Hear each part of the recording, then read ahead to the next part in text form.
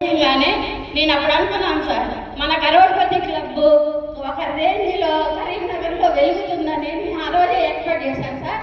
అది ఇప్పుడు ఇప్పుడు కరీంనగర్ పీపుల్స్లో మన మీటింగ్ హాల్లో ఉన్నాం సార్.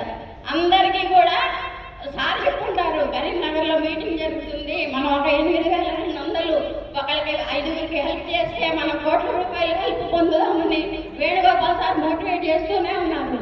కానీ అందరూ రాలేదు సార్, ఎందుకంటే కరోడ్పతి అనేది అదృష్టవంతులకు మాత్రమే అని ఒక కాన్సెప్ట్ ఉంది సార్. ఇప్పుడు మన మీటింగ్లోకి వేణుగోపాల్ సార్ చెప్తుండొచ్చు, కానీ అందరికీ రావాలనే ఐడియా రాదు.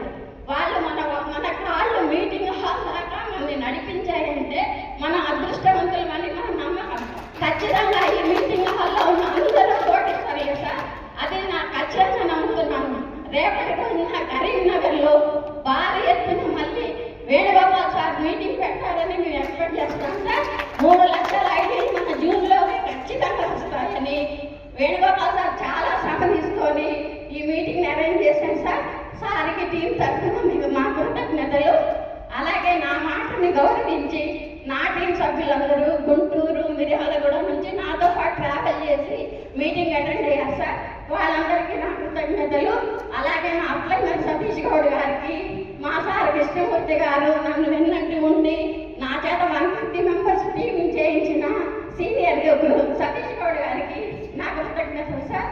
నేను ఎప్పుడు అవసరమైనా ఫోన్లో అయినా ఎప్పుడైనా లింగారావు గారు కానీ, వెంకటరమణ బుల్లెట్ వెంకటరమణ గారు కానీ నాకు మంచి సలహాలు ఇస్తూ నన్ను నడిపిస్తూ ముందుకి నాకు హెల్ప్ చేస్తున్న వాళ్ళకి కూడా సభ తరఫున నేను ధన్యవాదాలు తెలుపుకుంటున్నాను sir. Thank you very much sir. Thank you madam, thank you. మీ మంచి మనిషికి థ్యాంక్ యూ. యాక్చువల్గా సార్ మేడం